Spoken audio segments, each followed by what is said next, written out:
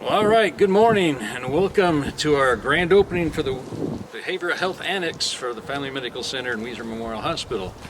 This has been a long time in the planning. I think we started at least back in the summer of 22, if not sooner. That was the latest email I could find going back on there, but we had a vision. Actually, Medora had the vision to create this with the expanding need of behavioral health, that we went ahead and started executing that, worked to get the building. Took a little while to get that secured, but finally got that done.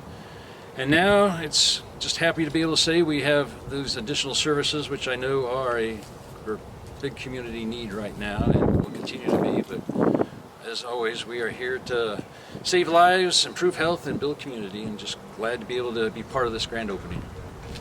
Medora? Good morning. My name is Medora. I'm the Director of Primary Care and Mental and Behavioral Health Operations. It wasn't just my vision, but this also started with our primary care providers a number of years ago. So about 5 years ago, we introduced the integration of mental and behavioral health services in with primary care. And with that started an LCSW, a licensed clinical social worker. We have been utilizing these services for about 5 years.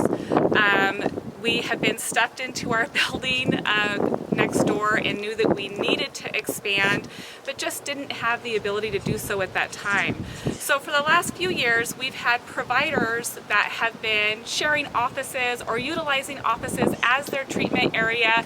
So I really want to thank those providers for just kind of sticking it out the last couple of years until we can get into this amazing building that we have here today. I also want to thank Steve, our CEO, for not shutting me down when I came to him and said, hey, I really feel like we could utilize these services, and he supported that, and it did take a few years, but we are here today.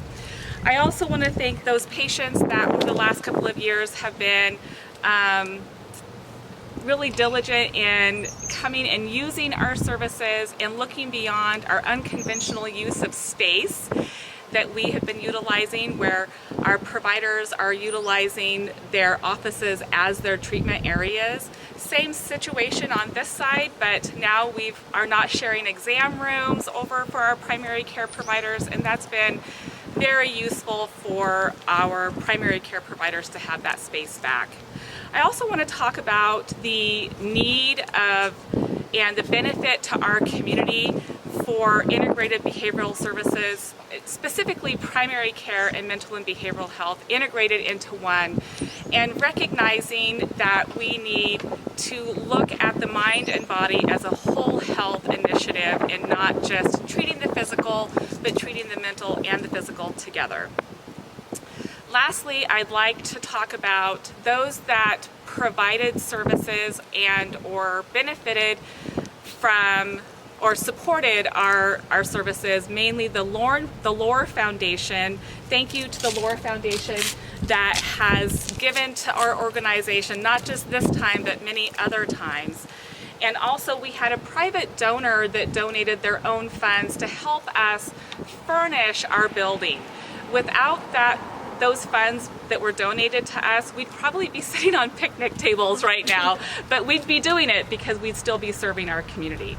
I do have one more ask for our community, and that is that we're currently in the midst of our community health needs assessment. This is something that we do as an organization every 3 years, and I really need the community to get engaged in this assessment. This helps us get the information and data knowing or to know what services we need to be providing and if we're meeting the current need of our community. So please reach out to us so that you could be part of that survey. Thank you so much. All right, should we cut the ribbon? Here's Stephanie.